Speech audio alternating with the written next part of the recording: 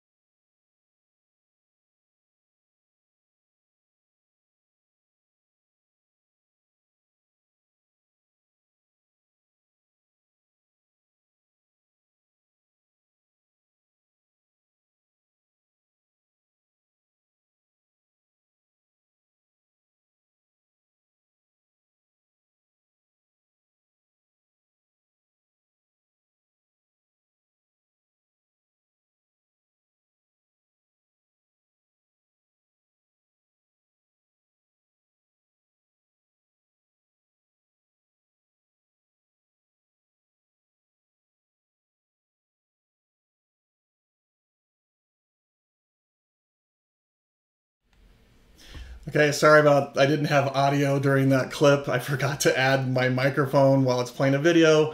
My bad. So anyways, that is just a small edited clip of what these guys are doing with Fusion. Definitely go out and check their, we put 2 links in the description to their YouTube page. It is amazing to see what they're doing with Fusion, and I love seeing what our customers are able to design and make with Fusion 360. And what's really cool in that video, they show different modeling techniques and they show different manufacturing techniques. Okay, I also want to apologize. I was gone all last week on a business trip, so I wanted to thank Jason. He did a really cool live stream on creating like a plastic switch to put over a switch on the wall, so that way kids can't turn on or off particular lights or switches. I thought that was a really neat example. And I also want to give a shout out to Aaron. He did a live stream on what's new in the latest update that we did with Fusion 360. Aaron's helped me out on this live stream, so if you have any questions, throw them out there for him, and let's dive right in. Okay, so we're going to take a look at how we're going to go about creating this particular sheet metal component. And we're going to use parameters to help us design this. So the very first thing I'm going to do, let me make sure, so on my units, I'm going to be in inches in this example. We can kind of see that under the document settings, inches. And then under modify, there's this change parameters. I'm actually going to start with this. Even before we draw anything, I'm going to come into this change parameters, and you'll see that it comes up with favorites, user parameters, and model parameters. And we're going to come back to this a couple times, but what we're going to do here is start with a user parameter. So I'm going to hit the little plus icon here, and this allows us to create a parameter. And in this case, I want to create one called pipe diameter. So I'm just going to call it like pipe underscore DIA, for example. I recommend keeping these as short as possible because you sometimes might have to type them in. So I'm just going to do pipe diameter like so. You can specify the units. So you can see different length units, miles, angles, currency. There's a whole bunch of different formats in here, or units that you could use. But in this case, we're going to leave it set to inch. And then maybe I'm just going to start with, let's just say like a 3-inch pipe diameter. So I'm going to start with a 3 in there. And you can even add a comment, you know, the diameter of the pipe or whatever. When I say OK, we'll see that we now have this user parameter called pipe diameter. And we're going to be able to reference this as we start doing our design. So let's go ahead and start with a new sketch. I'm going to do it on the top plane here. Draw my circle, and I'm going to start right here at the center. Now you'll notice it's asking for a distance or a diameter. So instead of typing in like 3 or 4, I'm going to start typing in pipe. And see, you'll notice even just with the letter P, it finds my user parameter in there. Now, if I had multiple ones like pipe length, pipe hole, or whatever, they would all show up in that list. So all I have to do is just start typing it in, and I'll hit enter, and you'll see how this circle gets a little bit bigger. And instead of a regular dimension, you see this FX. That's a formula. Now what's neat about this is if I came back and let's just do, I'm gonna do a quick search for parameters right here. If I came in and changed this from like 3 to 4, you'll see that that will update accordingly. And so you can kind of see already how this is going to become really powerful. If you kind of know what parameters you want, you can drive changes to your sketches and also to you know, your 3D models, for example. So I'm going to leave it at 3. And let's just go ahead and extrude our pipe. So I'm just going to, oops, not offset plane, I want to extrude. And in this example, I'm going to go in both directions or symmetric. And I want the total length. So you'll notice when you set it to symmetric, you get this measurement option. So it's basically saying, for example, if I type in 3, it's going to go 3 inches up and 3 inches down. Or I could say the whole length I want to be a certain distance. So let's just say in this case 6. So now it's the whole length. I'll say OK, and there is my pipe. In fact, doesn't matter that it's a body right now because we're not going to be like doing multiple parts that are moving or anything like that. So I'm just going to leave this as a body. Okay. And maybe I'll change the appearance of it just so it looks a little bit different. Let's just do maybe like anodized blue or something. Okay. So I just hit the A key on my keyboard, A for appearance, to bring up my appearance menu. And then I was able to drag a material onto my part. So now the next thing I want to do is I'm going to switch into sheet metal. And again, I'm using the new user interface. So that's why you see these tabs across the top. So I'm going to click on the sheet metal tab. And the very first thing I want to do is to create a new component. So when you're creating sheet metal parts, you want to make them as components. So I'm going to say new component. And I can give it a name. Let's just call it bracket. And right here, you'll notice it gives us the option to say, is this a sheet metal component? So I'm going to go ahead and click that. And it's going to allow me to specify which material I want to create this out of. And you can see we have some default ones. And then you can see we have some others that I've actually added personally. If you don't know how to do this, I recommend looking at the live stream that I did on sheet metal. I go through in depth how to create your own sheet metal rules. I'll make sure we link that live stream in the description also. So in this case, let's just make it out of 1/8 inch aluminum. I'll say OK. And I now have a new sheet metal component called bracket. And it's basically just like sketching the shape that you want. So I'm going to go ahead and let's sketch on this front face here. Now, if I were to do that, you'd notice that I'm going to be sketching right through the center, and I don't want to do that. Okay? So what I'm going to do instead is use a construction plane. And there's a really cool one in here called tangent plane. And what this is going to allow us to do is to click somewhere on, in fact, I might just go like so, somewhere on the front of this cylinder, and you'll see that it's going to create a plane that is tangent to that cylinder. And you'll see it says 0 degrees. I could drag this around. I could, put it at 45 degrees if I want to. But this is a great way to create a sketch on the outside of a cylinder, for example.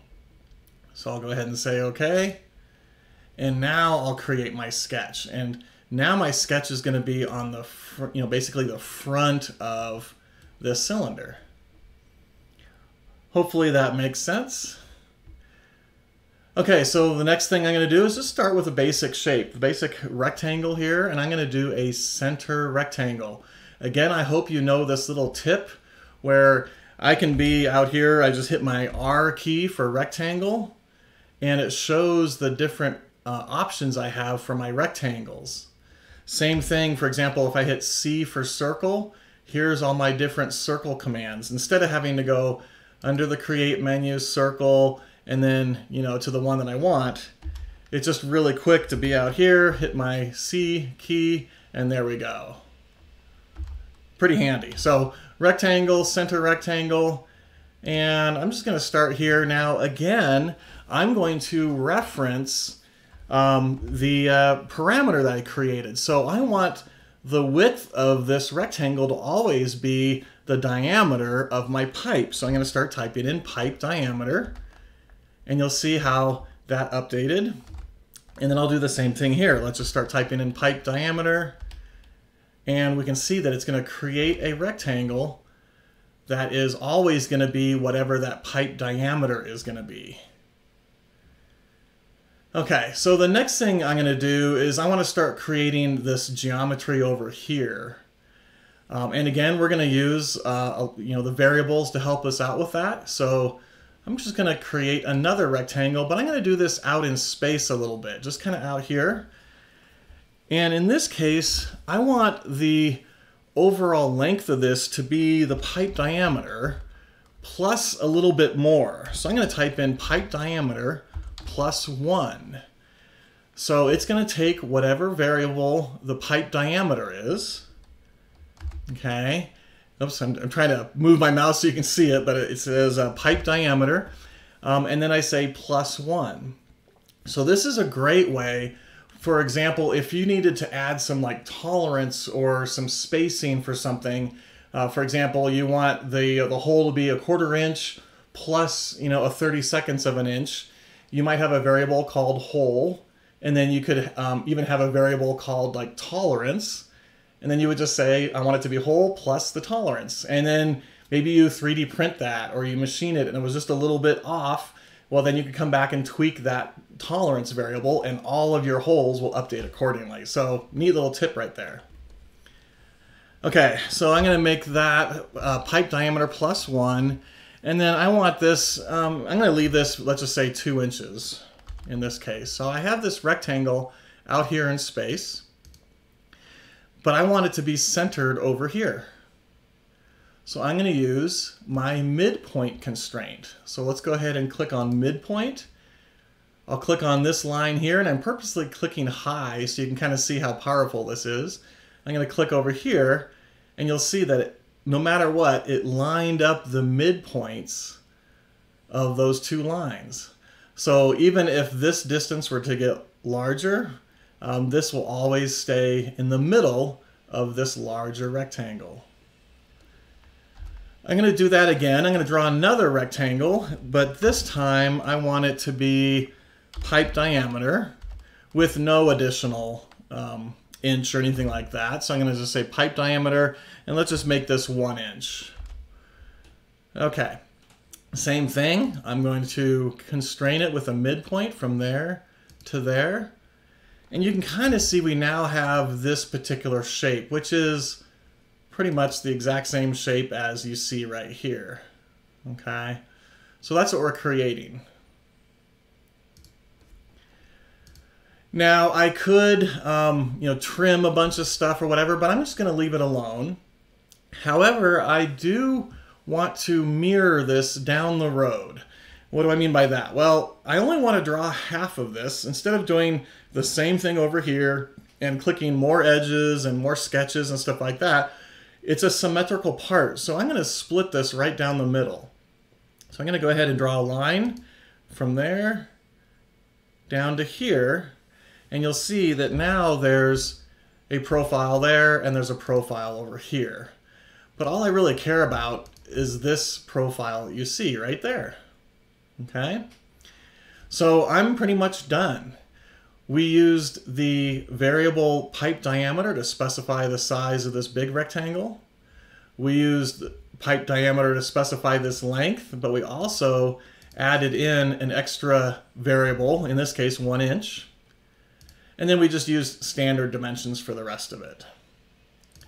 Okay, so now I'm sitting here and I'm just going to select the profile that I want. And we're going to use the flange command in sheet metal. So let's go ahead and click on Create Flange. And what it's going to do is it's going to use the rule that we specified, the 1/8 inch aluminum. I can also specify which side is it extruding from. And if we look at it straight from the top, we'll see that sure enough it's extruding out away from the pole. If I said side 2, it would extrude into the pole, which obviously we don't want. Or I could say symmetric, where it goes both directions. Again, I don't want that. So I'm going to say side 1 and say OK. And there's the start of our sheet metal component. The next thing I want to do is I want to add in this little flange right here that's going to wrap around the pole. This is how we're going to attach this bracket to the pole. And then these open areas you see over here might be like some square tubing that, you know, supports some fencing or something like that. So that's kind of the idea behind this bracket, is it's going to attach to a circular pole and then it's going to have rectangular poles that come off of it. Okay, so all I have to do is get near this edge. I'm going to pre-select it. Then I'll right mouse click, and around 4 o'clock you can see an option for flange. So instead of having to go up to the menu, I can use what's called our marking menu. So you pre-select something, you right mouse click, and there's the flange command. And I'm going to just start to drag for now. I'm just going to drag a little bit, and we can see how it's going to take that edge, it's going to create the bend relief automatically for me, and it's going to create the bend, and you can see that it's creating this little arm. But again, if we look at the top of it, we can see that it's interfering with our post. And that is because of this bend position. You'll see that it's set to inside. If I change it to outside, it's going to, instead of bending on the inside of this metal, it's going to bend on the outside of it. And you can see now we get the result that we want. Okay. And maybe for the length, or the height in this case, I want it to be whatever pipe diameter is. So again, I'm going to start typing in pipe, and we can see that variable shows up right there. Okay. And you can see how the arm extended to be whatever pipe diameter is. Okay. So I'll go ahead and say OK, and I was easily able to create this arm. Now, one of the things I like to do is I like to make sure and verify that this part is actually manufacturable. What do I mean by that? Well, we're basically using the metal that's in the inside of this opening here. So we're basically cutting out this opening, and then we're bending what's ever on the inside 90 degrees. So I'm going to come in here and say unfold. So under the modify menu, you can see there's that unfold, and it's asking for a stationary entity. What's being held in place? So I'm just going to go ahead and click on that face, and you can see that it actually by default it says unfold all bends.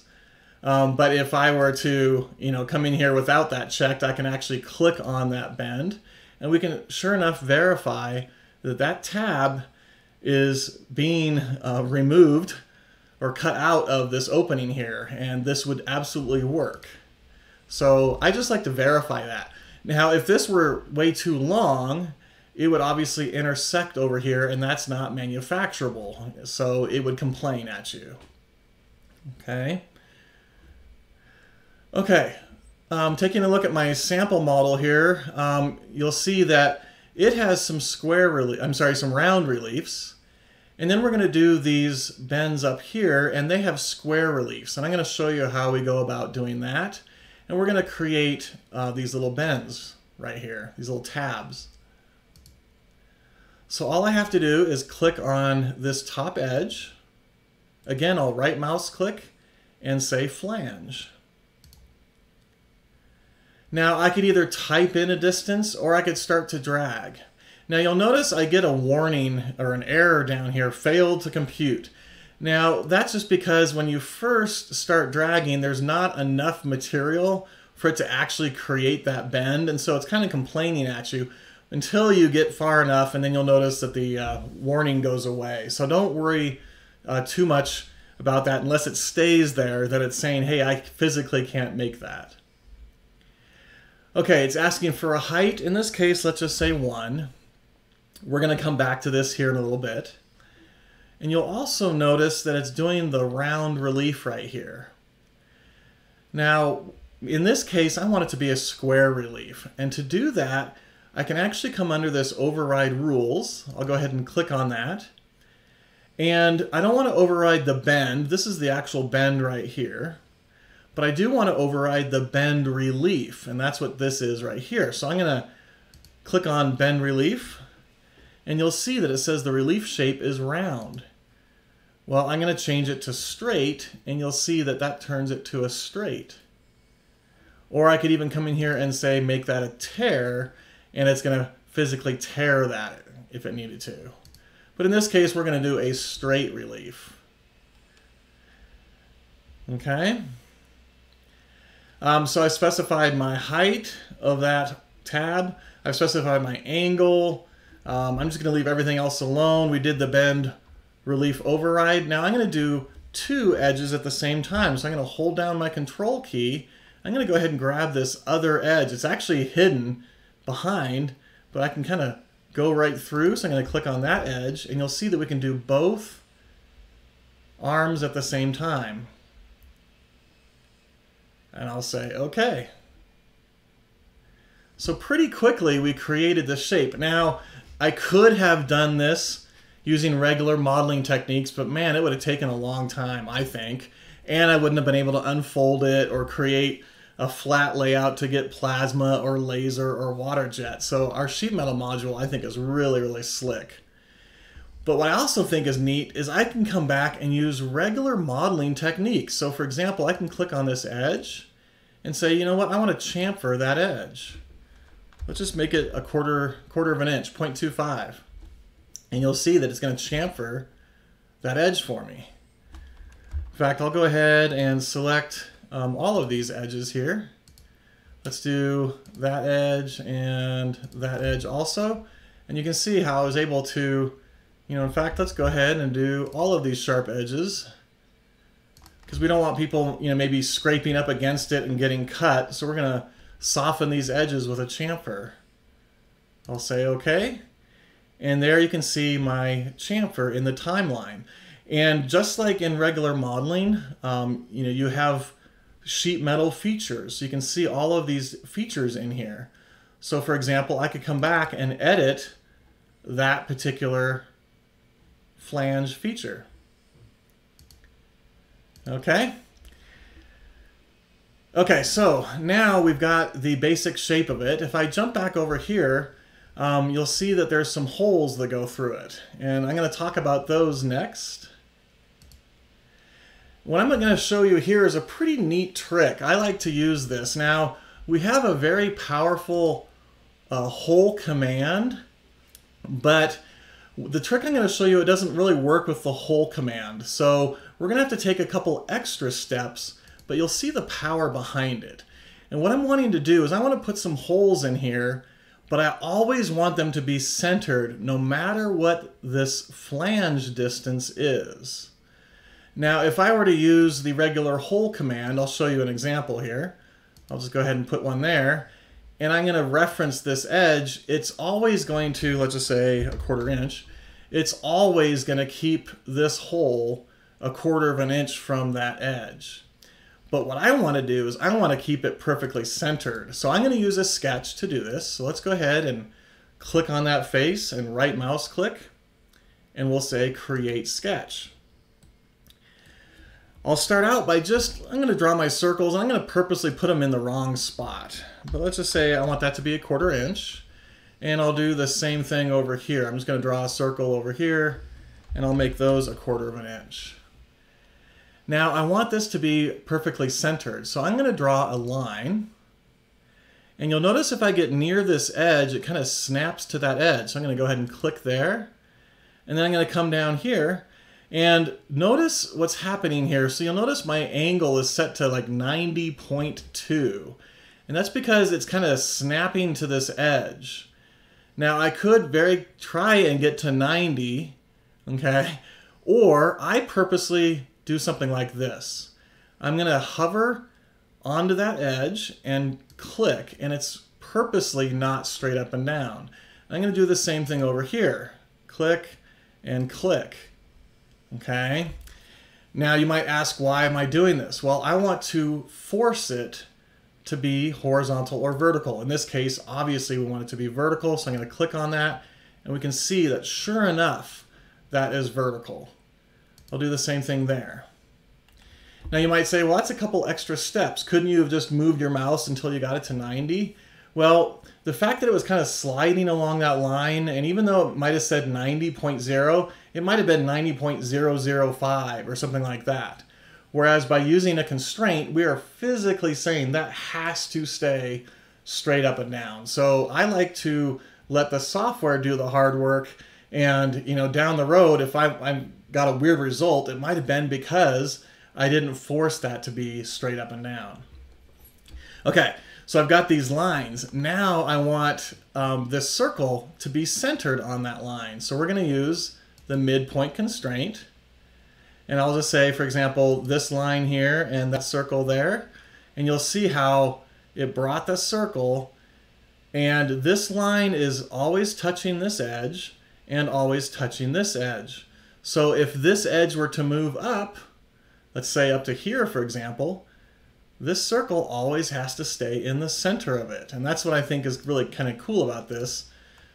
So you can see that and that. And then finally, I might throw a dimension on here. I'm going to say, I want that line to always be, let's just say 1/2 inch from the edge. Okay? And I'll do the same thing here. I'm going to rotate just a little bit, making sure I'm grabbing that line. And I'll say 1/2 inch. So I spent a little bit of extra time positioning these, but you're going to see the power behind why we did this. Now, I accidentally made a mistake. You'll notice when I go to try and extrude this, it's basically split my profile in half. And that's because I used a solid object line. So I'm going to go back and edit my sketch. I'll select these lines, and these are basically like reference lines. So I'm going to select them and change them to construction lines. You can kind of think of this as like a light pencil line. You just want to kind of reference on your piece of paper this line here, but you want your circle to be the actual object. So I'm going to say construction. We can see how they've turned dashed. And now if I were to try and click my profile, you'll notice how it's not being split by the construction line like it was with the object line. Okay, so I'm going to go ahead and extrude this. And here's another neat little tip. How far do I need to extrude? Well, and I'm actually going to give a shout out. I can't remember who showed this. I think it totally makes sense. I was always saying go through all, and it would go through all of it. Well, you can also say to object. And then, for example, click this bottom face right here, and it's going to extrude to that bottom face. So no matter if that bottom face moves up and down, this extrusion is always going to be touching that bottom face. So that's the to object option. So instead of doing a distance, you'll say to object, and then you just click, for example, that bottom face. And we obviously want to cut, and I'll say okay. Okay, all that work for what? Well, we're going to now add in another variable. So I'm going to come under here and say change parameters. And I want to create, for example, maybe we want to, depending on the diameter of our pipe, we might need to change the thickness of these horizontal bars that are being supported. And so we might have to change how far this flange goes. So I'm going to come in here and say, let's just call it flange distance or something like that. Okay. And what's the expression? Well, let's just say 1.5 in this case. So I'm going to say 1.5 inches. Now, what I need to do is go back to where we created these flanges. So I can come back to, for example, let me go ahead and close this guy out, to this feature right here in my timeline.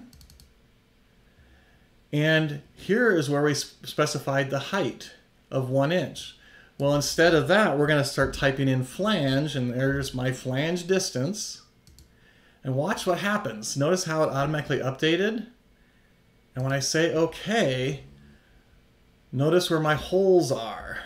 Okay? And again, that's because the line we drew went from this edge to this edge, and we told the circle had to be always in the midpoint. So for example, let's come in here and change the parameters again. Instead of 1.5, let's say 3, for example. And you'll see that that flange updates and those holes always stay centered. And I see somebody posted out in the chat, I love parametric design. Yeah, I do too. Here you can really see the power behind this. And I mean, I could even come in here and say, this distance is pipe diameter divided by 3, for example. Okay?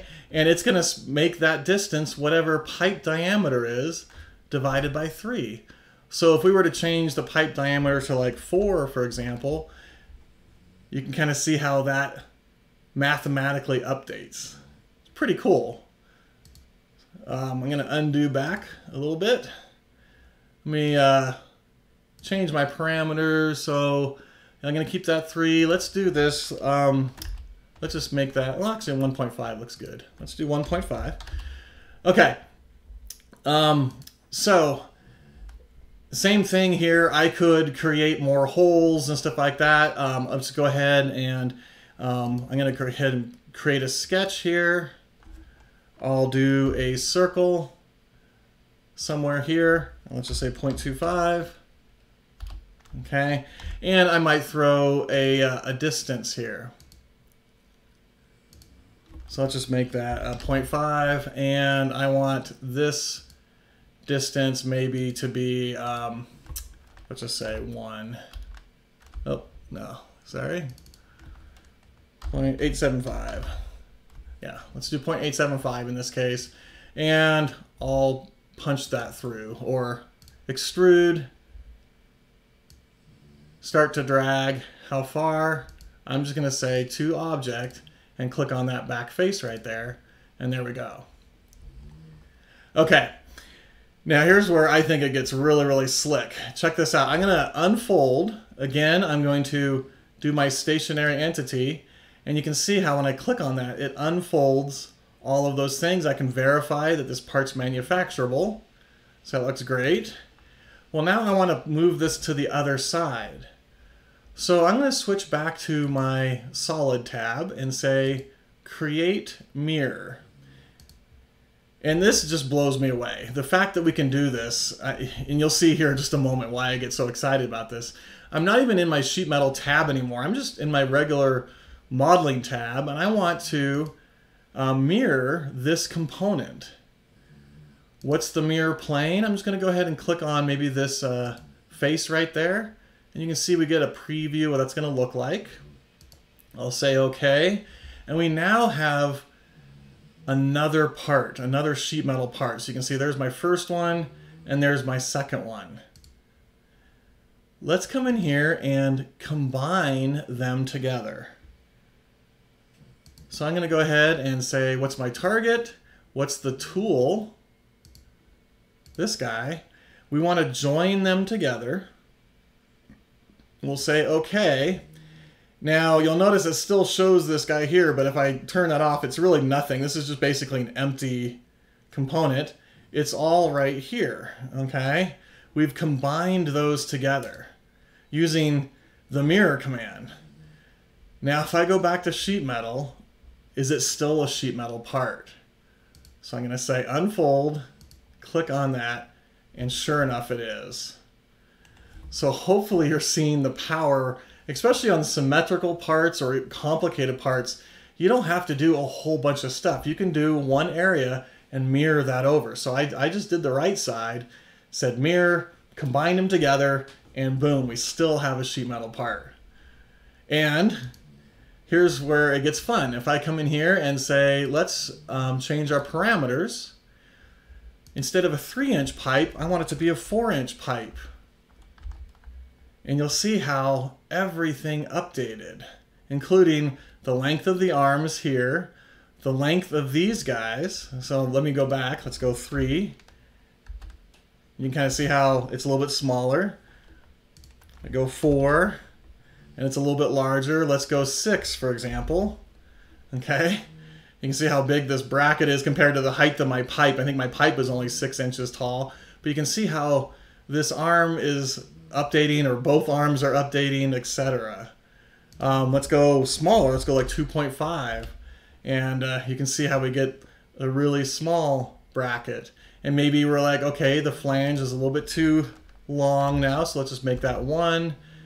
And there we go. We can kind of see how those still stay centered. And if I had created a flat layout, if I had created a drawing or whatever, all of this would update, and I can drive my changes using these expressions. So hopefully you found this useful. This is one of my shorter live streams, but I just wanted to give you an idea of what you could do with these parameters. I've shown these before in like some of the woodworking ones that I've done, but think, for example, let's say you're creating a bookshelf. You could create a parameter called plywood that's 0.75 inches thick. And you create all your dado slots, you create all of your parts, and then you go and buy your piece of plywood, and when you actually measure it, it's 0.77 instead of 0.75. Well, then you're like, oh, now I have to update everything. Nope, you just change your variable called plywood, and all of your dados update, all of your plywood updates. It's powerful. So again, thank you for the comments where people like, this is really slick. I appreciate that. Any ideas, throw them in the chat window. My email address I'm going to put in the description here in a couple minutes. I've been having people ask for my email address. I'll absolutely share that with you. If you have anything you want to share with me, projects you've been working on or whatever, I love seeing that. So with that, I hope you have a wonderful rest of your day and hope to see you on a future live stream. Thank you.